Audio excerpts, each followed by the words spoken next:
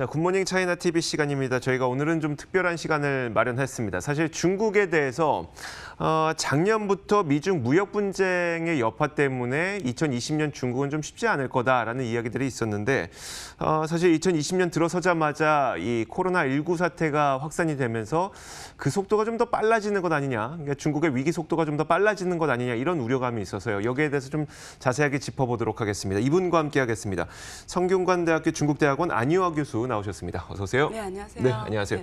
자, 안 그래도 그 중국발 경제 위기가 시작됐다는 책을 좀 감수를 하신 바가 있어서 제가 이 책을 보고 직접 오늘 이 자리를 모셨는데 일단 현재 상황부터 한번 들어보도록 할게요. 중국에서는 이제 코로나19 확진자 수의 증가 속도가 좀 많이 둔화되고 있는 것 같거든요. 현재 상황은 좀 어떨까요? 중국에서 공식 발표는 그 허북성 빼고 나머지 성들에서는 증가세가 축소되거나 또 혹은 어떤 성에서는 아예 증가 인원이 영린, 그러니까 안 나오는 사례가 많아지고 있는 거를 발표가 돼 있어요. 근데 여기에서 우리가 지금 왜냐면 중국에서 공식 발표를 믿어야 될지는 다른 이슈인데요. 다른 이슈. 일단 공식 발표가 이렇게 나오게 되면 중국 국민들에 대해서는 굉장히 심리 안정에 좀 역할을 하겠죠. 그러니까 마음적으로 안정을 찾을 수가 있고, 그다음에 지금 중국 시진핑 정부는 무조건 생산 복귀해라 2월 10일부터 그러면 그동안 굉장히 우려했던 사람들도 데이터가 이렇게 나오면 복귀하기 시작을 하겠죠. 그래서 이런 의미에서도 발표는 그렇게 나오고 있어요. 근데 현실은 그러냐? 그거는 좀 다른 이슈예요. 왜냐면 현실에 대해서는 어떻게 보고 그 구정이 24일이었잖아요. 근데 그 이전 21일부터 사실은 무안에서 500명이 이미 나갔거든요. 근데 그 500명이 대부분 중국 국내로 퍼졌고요. 상당 부분이 이미 미국, 한국, 뭐 일본 나간 상황이었어요. 근데 그게 우리가 해외 나간 건 빼고도 그 500명 중에 뭐 절반이 중국 다른 성 같아도 거기에 대해서 정확한 모니터링이 있냐.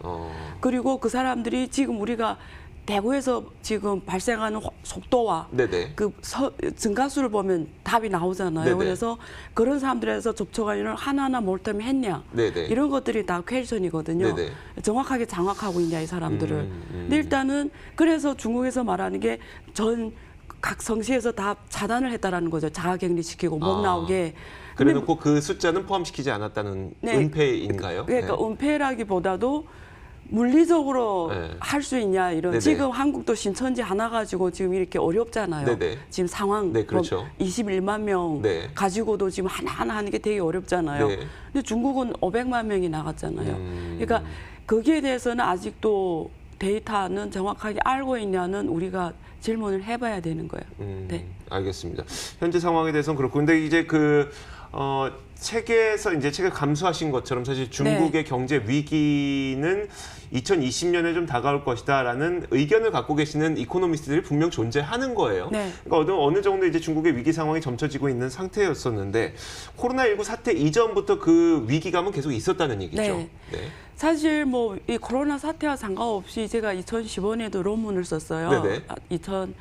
18년, 19년, 20년이 특히 21년까지 굉장히 가장 중요한 중국의 변곡점이고 이 리스크를 잘 처리하지 못할 경우에는 위기도 가능하다 이런 식의 논문도 썼고요. 근데 우리가 코로나 빼고도 이미 중국 경제가 작년 말에 이미 6.5 떨어진 게 대부분이었고요.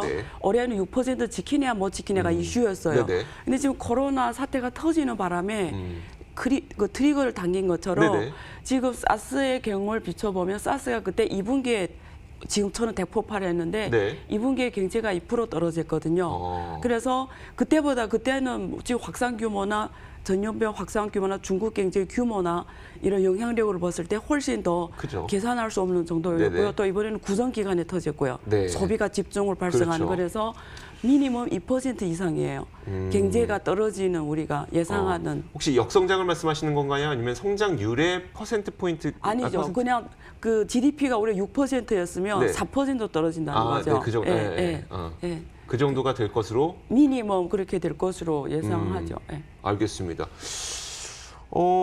근데 이제 중국 경제가 안 좋다고 했을 때 그래도 투자하시는 분들이 희망을 갖는 점은 중국은 경기 부양책을 내놓을 것이니까. 그러면서 심지어 어떤 얘기를 하시냐면 이번 일로 인해서 중국 경제가 안 좋아지고 중국 증시가 안 좋아졌을 때 네.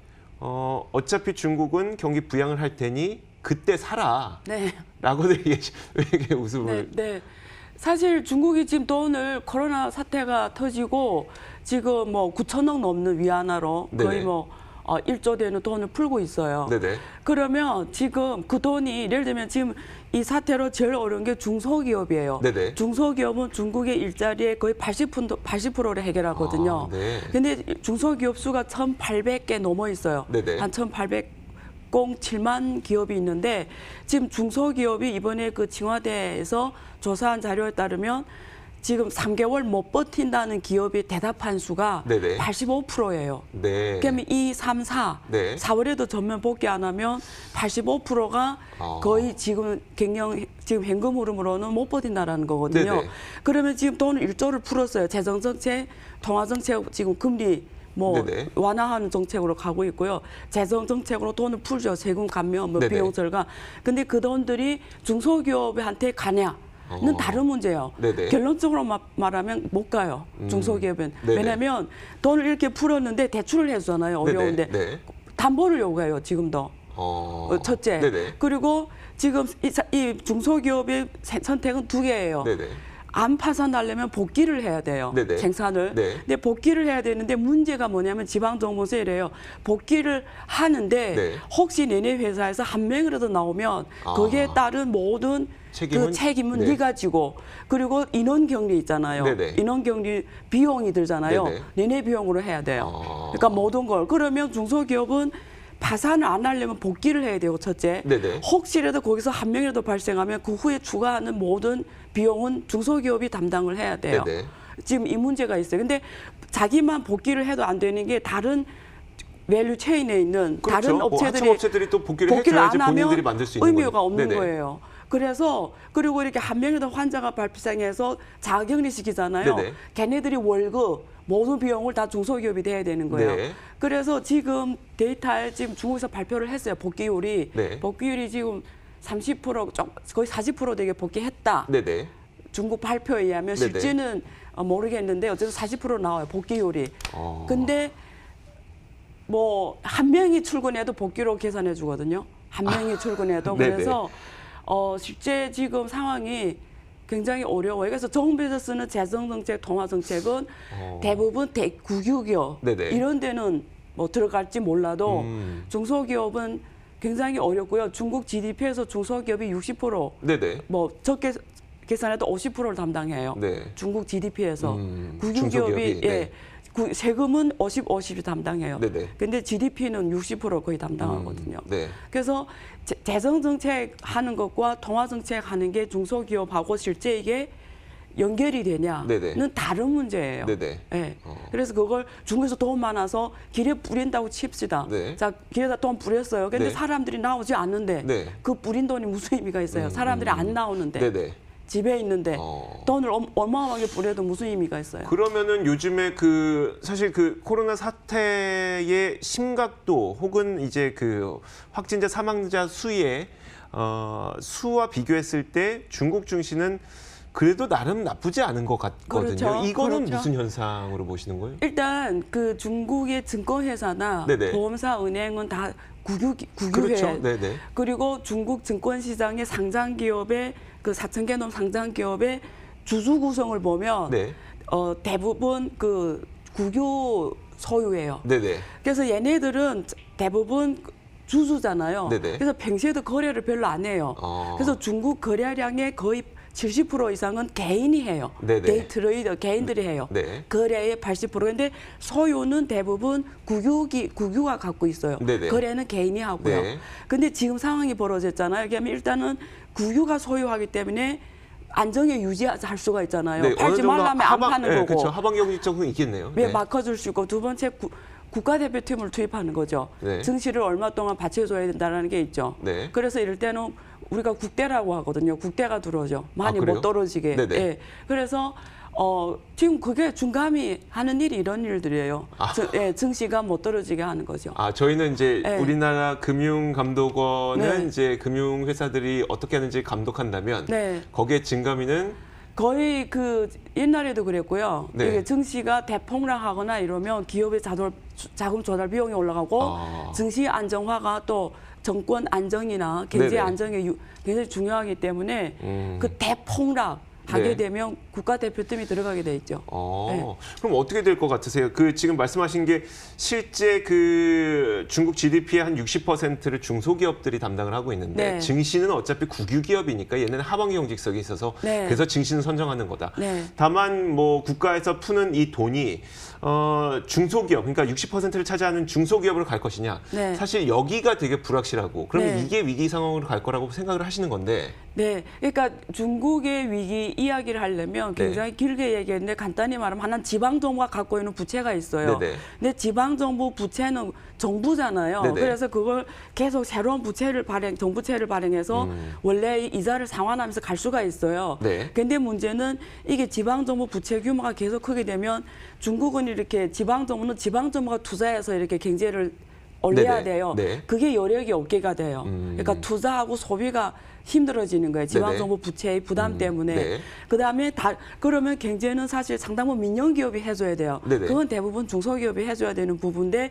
중소기업이 이번에 코로나 사태에 직격탄을 맞은 거예요. 네네. 중소기업이. 네네. 그러니까 지금 국유하고 지방 국유하고 민영기업이 두 다리로 가져야 되는데 네네. 민영 쪽은 코로나 사태 때문에 직격탄을 맞았고 지방 정부는 자체가 갖고 있는 그 부채 부담, 네. 이자 부담, 그리고 코로나까지 터지는 바람에 네. 더 여유가 없죠. 그럼 정부에서 돈 풀면 여기에는 좀 도움이 되겠죠. 네네. 그렇지만 그거 역시 한계다 이렇게 보는 거죠. 그러면 결국은 이제 저는 어떤 식으로 이제 해석이 되냐면 방금 말씀을 들어보니까 어쨌든 증시는 어느 정도 지킬 것 같다. 증시 네. 자체가 뭐 무너지는 네. 일은 뭐 쉽지는 않을 것 같고. 이미 굉장히 지금 낮아요. 네네. 지수가. 예, 그렇긴 하죠. 네. 근데 이제 실제 그 밸류 체인, 그러니까 서플라이 체인이라고 부르는 그 네. 밸류 체인은 무너질 가능성, 무너진다고 표현하기는 좀 너무 과도할 수 있겠지만 어쨌든 굉장히 타격을 받을 가능성이 있다. 네.